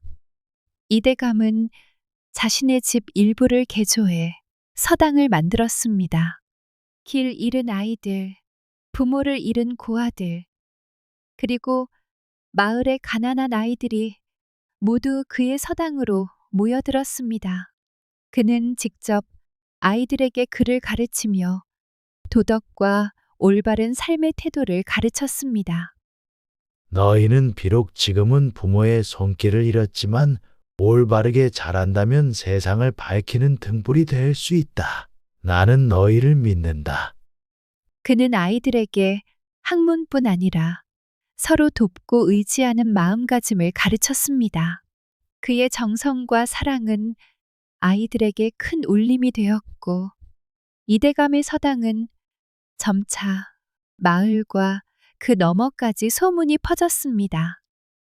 세월이 흘러 그의 서당에서 배운 아이들 중 몇 명은 과거에 급제해 훌륭한 관직에 오르게 되었고 몇 명은 마을에 남아 사람들을 돕는 의술이나 농업으로 마을을 번영시키는 데 앞장섰습니다. 사람들은 모두 이대감의 가르침을 기억하며 그의 이름을 존경스럽게 입에 올렸습니다. 이대감은 또한 자신의 아들을 기리기 위해 깊은 산속에 절을 짓기로 결심했습니다. 아들이 남긴 효심과 희생을 세상에 알리고 사람들에게 효의 중요성을 전하기 위해서였습니다. 그는 자신의 재산을 털어 절을 짓고 그 절을 홍은사라 이름 지었습니다. 홍은 은혜를 널리 알린다는 뜻이다. 나의 아들이 나에게 베풀어준 은혜를 세상에 전하고 후대의 효심의 본보기가 되기를 바란다. 홍은사는 시간이 지나며 지역의 중요한 사찰로 자리 잡았고 매년 많은 사람들이 찾아와 효와 가족의 가치를 되새기는 장소가 되었습니다. 절에는 이대감과 그의 아들의 이야기가 전설로 남아 사람들 사이에 전해졌습니다. 이대감은 평생을 근검절약하며 살았습니다. 그러나 그 절약은 더 이상 자신을 위해서가 아니라 주변의 가난한 사람들과 아이들을 돌보는 데 쓰였지요. 그는 항상 겸손한 자세로 말했습니다. 내 삶은 나 혼자 사는 것이 아니다. 하늘이 준 기회로 내가 받은 은혜를 세상에 돌려주는 것뿐이다. 그는 아들의 제사를 매년 정성껏 지내며 말했습니다. 내 아들아, 내가 나를 위해 보여준 효심과 희생을 잊지 않는다. 나는 내 뜻을 이어가고 있으니 하늘에서 평안히 나를 지켜보아라. 세월이 지나 이대감이 세상을 떠난 뒤에도 그의 이름은 오랫동안 사람들의 기억 속에 남았습니다. 그의 서당과 홍은사는 마을 사람들에게 교육과 정신적 위안을 주는 상징이 되었고 사람들은 해마다 절을 찾아 이대감의 효심과 선행을 기렸습니다. 그의 이야기는 전설로 전해졌습니다. 고아와 가난한 이들을 돕고 효심으로 절을 세운 이대감의 삶은 수많은 사람들에게 영감을 주었고 그의 이름은 세상을 밝히는 등불처럼 남아 사람들의 마음 속에 빛나고 있었습니다. 깊은 밤, 칠흑 같은 어둠이 윤희의 집안을 삼켰습니다. 높은 담장 너머 멀리서 들려오는 풀벌레 소리와 간헐적인 개 짖는 소리만이 정막을 간신히 메우고 있었습니다. 윤희는 화려하지만 어딘가 차갑고 쓸쓸한 자신의 방창가에 기대 앉아 밤하늘을 올려다보았습니다. 창밖으로 보이는 것은 높고 검은 담장과 그 너머 어렴풋이 보이는 나뭇가지들 뿐이었습니다.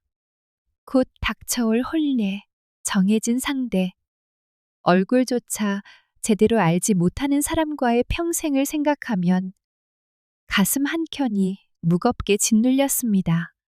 명문가의 여식으로 태어나 부족함 없이 자랐지만 정략 결혼이라는 굴레는 그녀에게서 진정한 행복과 자유를 앗아갔습니다.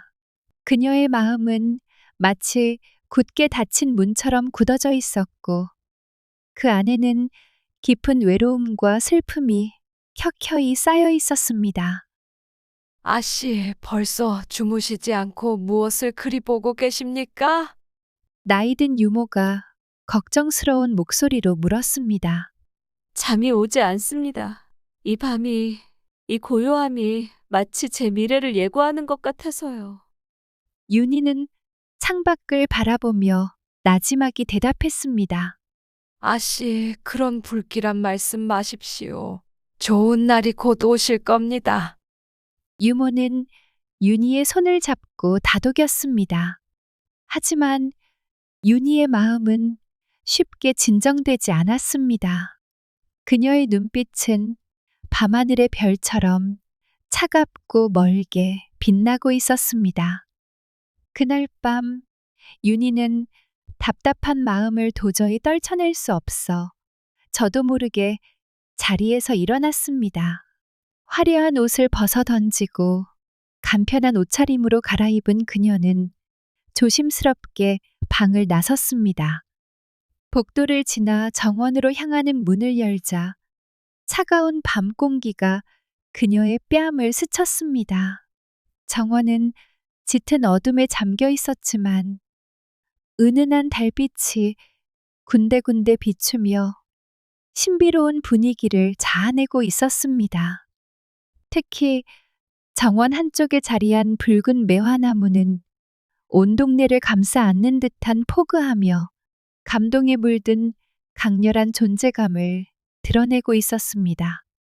다른 매화나무들은 하얀 꽃잎을 달빛에 반사시키고 있었지만 유독 그 나무만은 어둠 속에서도 붉은 기운을 뿜어내는 듯 했습니다. 윤희는 마치 이끌리듯 그 나무 아래에 멈춰 섰습니다. 차가운 바람에 흔들리는 붉은 꽃잎들을 조심스럽게 어루만지자 그녀의 손끝에 차갑고 섬세한 감촉이 느껴졌습니다. 그때 그녀는 희미한 소리를 들었습니다. 나뭇잎 스치는 소리 혹은 누군가의 발소리 같기도 했습니다. 윤희는 깜짝 놀라 주변을 둘러보았지만 짙은 어둠 속에는 아무것도 보이지 않았습니다. 같은 시각, 집안의 외곽, 높은 담장 바로 아래에서는 이서가 훈련에 몰두하고 있었습니다. 그는 어둠 속에서 그림자처럼 날렵하게 움직이며 검술 연마에 온 정신을 집중하고 있었습니다. 그의 검은 마치 살아있는 듯 어둠을 가르며 날카로운 궤적을 그렸습니다. 바람을 가르는 검의 날카로운 소리만이 어둠 속에서 울려 퍼졌습니다. 그는 단순한 머슴이 아니었습니다.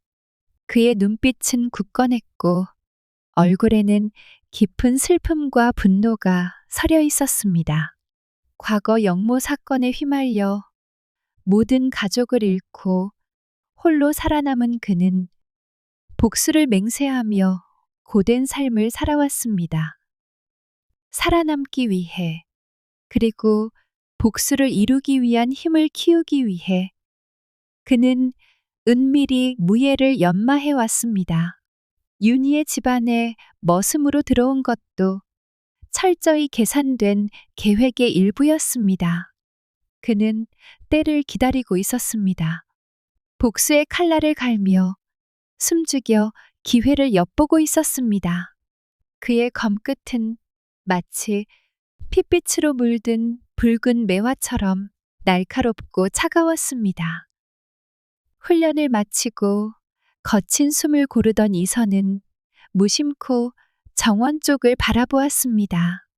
달빛이 구름 사이로 희미하게 새어나오는 밤, 붉은 매화나무 아래에선 윤희의 모습이 그의 눈에 들어왔습니다. 그녀는 고요한 어둠 속에서 홀로 서 있었다. 차갑고도 부드러운 달빛이 그녀의 윤곽을 감싸고 그 속에서 윤희는 마치 어딘가 다른 세상에서 온 존재처럼 아련하게 빛났다. 윤희는 붉은 매화나무에 손을 올렸습니다. 나무 껍질에 거친 감촉이 손끝에 닿자 그녀는 천천히 손을 아래로 내리며 매화나무에 자신의 체중을 실었고 외로움이 가득 담긴 한숨이 그녀의 입술에서 흘러나왔습니다. 그녀의 눈빛은 멀리 밤하늘의 별을 바라보는 듯 했지만 마음속 깊은 곳에는 고독과 한숨이 가득했고 마치 외로움을 덜어내려는 듯 그녀는 매화나무에 더 가까이 다가갔습니다. 어깨가 나무에 닿고 차가운 껍질이 뺨에 닿는 순간 그녀는 눈을 감았습니다. 그녀의 모습은 고통 속에서도 아름다웠다. 차가운 바람에 흔들리는 매화나무 아래에서 그녀는 고독의 끝자락에서 자신을 나무에 의지한 채 서 있었다. 그런 그녀를 바라보던 이서의 가슴 속에는 말할 수 없는 감정이 밀려들었다. 윤희를 향한 동정과 이해, 그리고 알 수 없는 끌림이 그의 마음을 흔들고 있었다. 이선은 황급히 몸을 숨겼지만 그의 심장은 격렬하게 뛰고 있었습니다. 그는 그녀의 눈빛에서 슬픔과 외로움을 읽었습니다. 자신과 같은 아픔을 가진 사람이라는 것을 본능적으로 느꼈습니다. 이선은 밤마다 정원 주변을 순찰하며 멀리서 그녀를 지켜보았습니다. 그는 그녀의 작은 움직임 하나하나에 주의를 기울였습니다.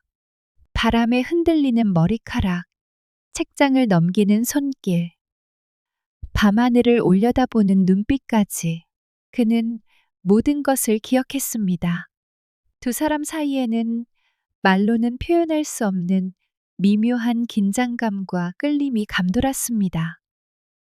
신분의 차이, 그리고 각자가 가진 비밀 때문에 그들은 감정을 쉽사리 드러내지 못했지만 마치 조용히 피어나는 꽃처럼 그들의 감정은 서서히 싹트고 있었습니다. 그러던 어느 날 윤희의 방에 보내진 혼수품 중에서 심상치 않은 물건이 발견됩니다. 화려하게 장식된 비단 상자 안에는 아름다운 비녀 한 쌍이 들어 있었는데 자세히 살펴보니 비녀 끝에 치명적인 독이 묻어 있었습니다. 하마터면 윤희가 직접 만질 뻔한 아찔한 상황이었습니다. 이게 어찌 된 일이냐?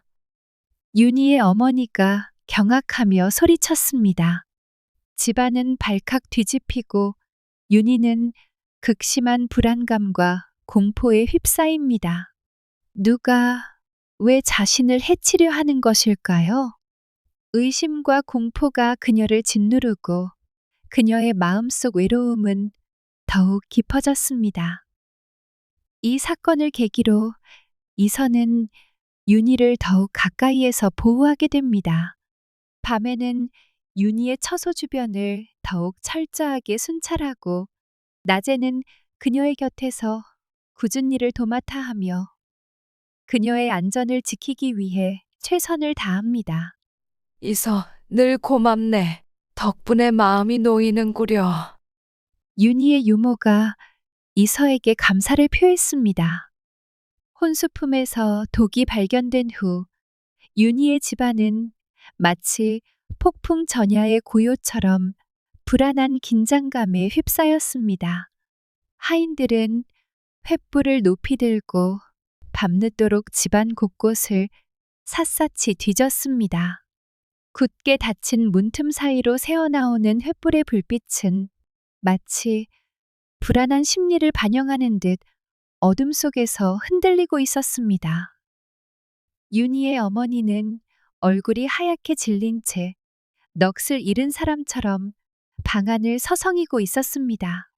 그녀의 눈에는 깊은 두려움과 함께 알 수 없는 분노가 서려 있었습니다. 윤희는 자신의 방 깊숙한 곳에서 떨리는 손으로 겨우 차를 마시고 있었습니다.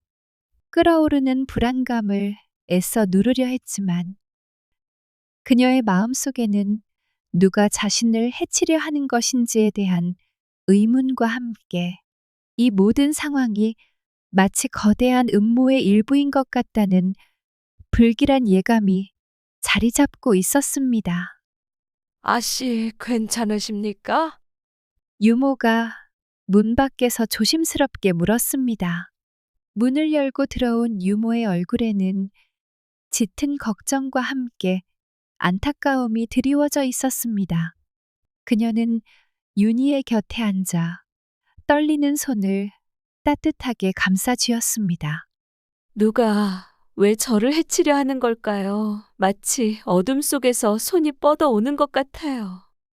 윤희는 차가운 찻잔을 내려놓으며 나지막이 속삭였습니다. 그녀의 목소리는 가늘게 떨리고 눈에는 눈물이 그렁그렁 맺혀 있었습니다. 그때 이서가 조심스럽게 방으로 들어왔습니다. 그는 평소의 과묵함을 유지하고 있었지만 그의 눈빛은 어느 때보다 날카롭고 진지했습니다.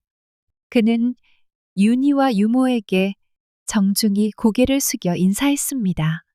마님, 혹시 최근에 이상한 점을 느끼신 적은 없으십니까? 이서가 조심스럽게 물었습니다. 그의 목소리는 낮고 차분했지만 그 안에는 긴장감과 함께 윤희를 보호하려는 강한 의지가 담겨 있었습니다.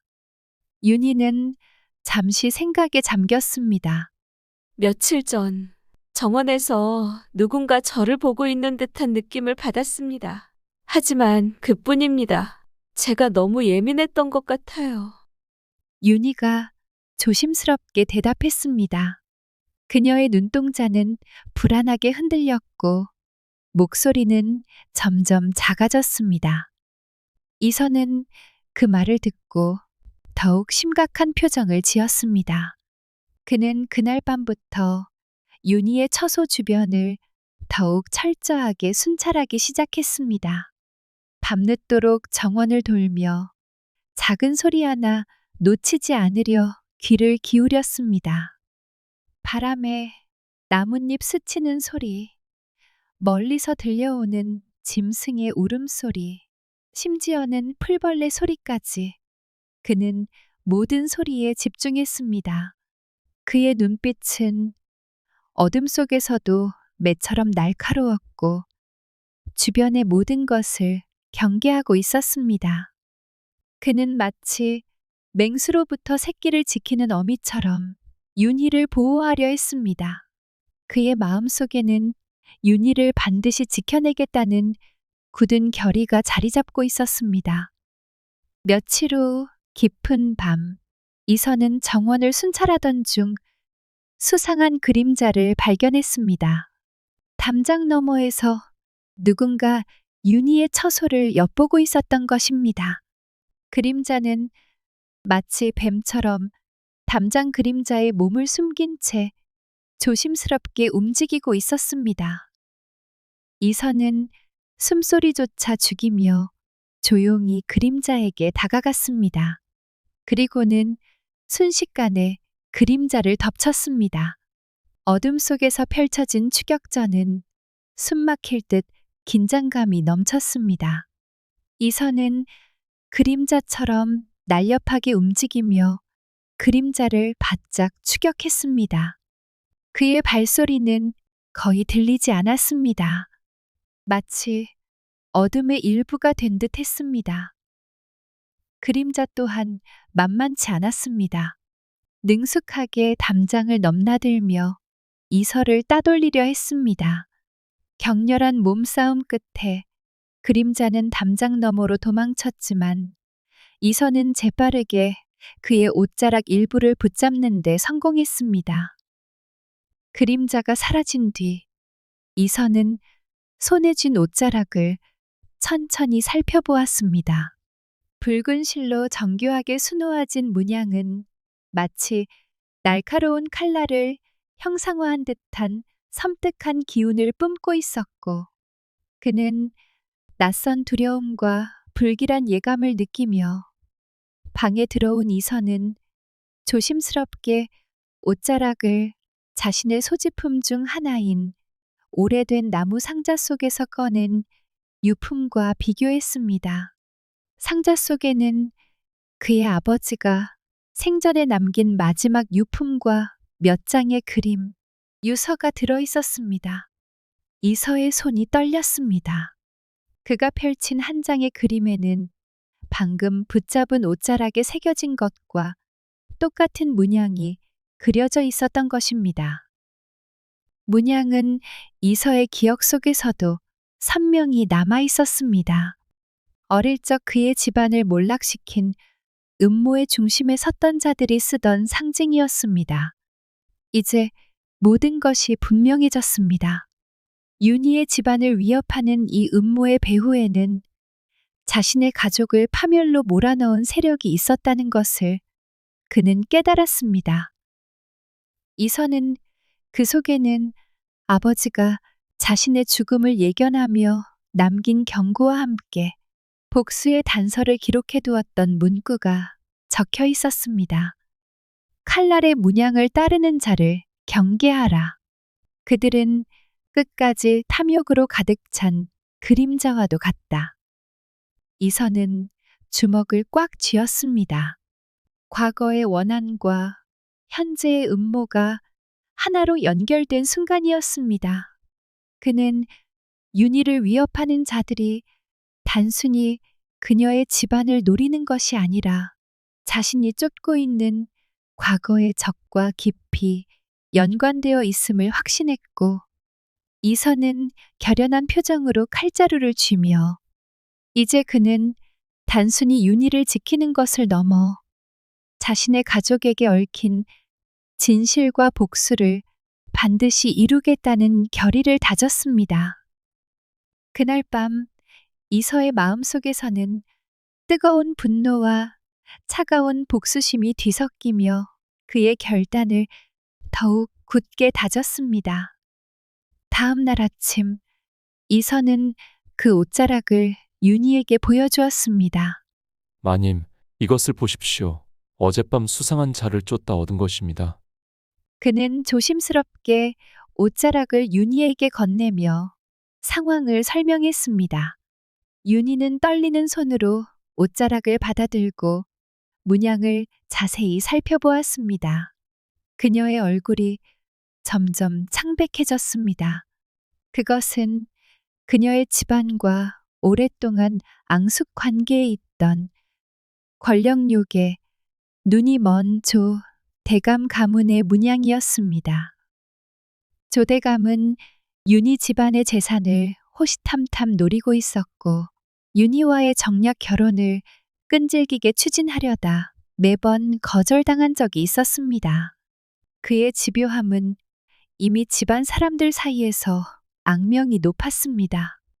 조 대감과 함께 왔던 하인 중 소매에서 똑같은 문양을 본 적이 있습니다. 아무래도 조 대감이 저에게 앙심을 품고 저를 죽이려고 하는 것 같아요. 윤희는 말을 잇지 못하고 옷자락을 꽉 쥐었습니다. 그녀의 눈에는 두려움과 함께 격렬한 분노가 동시에 서려 있었습니다. 그녀는 조 대감이 자신을 그리고 자신의 집안을 얼마나 증오하는지 잘 알고 있었습니다. 이 사건을 통해 윤희는 자신을 노리는 세력이 단순한 개인적 원한이 아니라 집안 전체를 위협하는 거대한 음모의 일부임을 깨달았습니다. 그녀는 더욱 불안함을 느꼈지만 동시에 이서에 대한 믿음은 한층 깊어졌습니다. 어느 날 밤, 윤희는 처소를 지키고 있던 이서에게 조심스레 다가가 결연한 눈빛으로 말했습니다. 이서, 이제는 저도 당신과 함께 싸우겠습니다. 조 대감이 빼앗은 모든 것을 되찾아야 합니다. 이서는 그녀의 눈을 바라보며 고개를 끄덕였습니다. 마님, 저도 복수의 끝을 볼 준비가 되어 있습니다. 이제 당신과 함께 나아가겠습니다. 두 사람의 마음속에는 뜨거운 복수심이 타올랐습니다. 그들은 더 이상 두려움에 머물지 않고 음모의 중심에 있는 조대감을 향해 함께 싸울 것을 굳게 다짐했습니다. 이선은 날마다 복수를 위해 칼날을 갈았습니다. 그의 검은 어둠 속에서 빛났고 훈련에 몰두하는 그의 모습은 한치의 흔들림도 없었습니다.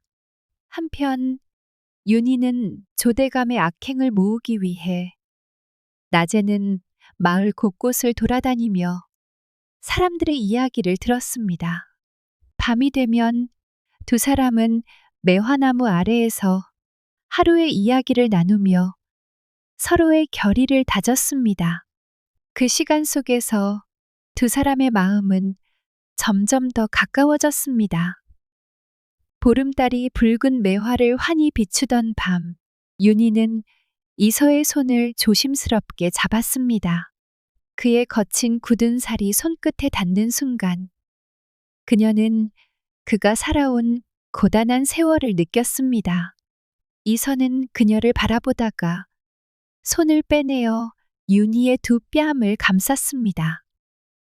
그의 손은 여전히 거칠었지만 윤희에게는 그 손길이 누구보다 부드럽게 느껴졌습니다. 아씨, 당신은 제 어둠 속의 빛입니다. 그의 목소리는 낮고 떨렸지만 그 안에는 깊은 진심이 담겨 있었습니다. 그는 천천히 그녀의 눈을 바라보았습니다. 윤희의 눈동자는 달빛에 반사되어 반짝였고 그 안에는 두려움 대신 믿음과 애틋함이 가득했습니다. 망설임 끝에 이선은 천천히 그녀에게 입을 맞추었습니다. 그의 숨결이 윤희의 입술에 닿는 순간 그녀는 떨리는 손으로 그의 어깨를 잡았습니다. 두 사람의 몸은 자연스럽게 가까워졌고 윤희는 그의 품 안에서 안도감을 느꼈습니다. 이서 또한 그녀를 꼭 끌어안으며 자신이 그녀를 얼마나 필요로 하는지 절감했습니다. 주변은 고요했지만 매화 꽃잎이 바람에 흩날리며 그들의 사랑을 축복하듯 춤추고 있었습니다. 달빛은 두 사람을 부드럽게 감싸며 그들의 감정을 더욱 빛나게 만들었습니다. 그 순간 두 사람은 세상의 모든 고난과 복수를 잊고 오직 서로의 존재만으로 충만했습니다. 윤희는 눈을 감으며 속삭였습니다. 이서, 당신과 함께라면 어떤 어려움도 두렵지 않습니다. 이서는 그녀를 더욱 단단히 끌어안으며 대답했습니다. 아씨, 당신을 지키기 위해 저는 모든 것을 걸겠습니다. 달빛 아래에서 두 사람의 사랑은 더욱 깊어졌고 그들의 마음은 더할 나위 없이 하나로 엮였습니다. 이는 단순한 사랑이 아니라 서로를 의지하며 세상의 모든 역경을 함께 이겨내겠다는 굳은 맹세였습니다. 며칠 뒤 두 사람이 정원에서 이야기를 나누고 있을 때 멀리서 급박한 발소리가 들려왔습니다. 마님, 큰일 났습니다. 하인의 다급한 외침이 밤의 정적을 찢었습니다. 윤희와 이선은 동시에 소리가 나는 쪽을 돌아보았습니다. 숨을 헐떡이며 달려온 하인은 얼굴이 하얗게 질려 있었습니다. 조대감의 사람들이 들이닥쳤습니다. 집안 곳곳에 불을 지르고 있습니다. 윤희는 그 말을 듣자마자 얼굴에서 핏기가 가셨습니다. 그들이 우리보다 먼저 들이닥친 것입니다. 그녀는 이서의 얼굴을 바라보았습니다. 이서의 얼굴은 평소의 침착함을 잃지 않고 있었지만 그의 눈빛은 차갑게 빛나고 있었습니다. 그는 윤희를 보호하듯 그녀의 앞에 섰습니다. 마님, 제 뒤에 계십시오. 제가 반드시 마님을 지키겠습니다. 이서의 목소리는 낮고 단호했습니다. 그의 눈빛은 마치 전장에 나서는 장수처럼 강렬했습니다. 집안은 순식간에 아수라장이 되었습니다. 조대감의 사람들이 횃불을 들고 들이닥쳐 집안 곳곳에 불을 질렀고 하인들은 혼비백산하여 도망치기에 바빴습니다. 비명과 고함 소리, 타는 냄새와 매캐한 연기가 밤의 어둠을 가득 채웠습니다. 윤희는 이서의 뒤에 바짝 붙어 그의 옷자락을 꽉 쥐었습니다. 그녀의 심장은 격렬하게 뛰고 있었고 온몸이 떨리고 있었습니다.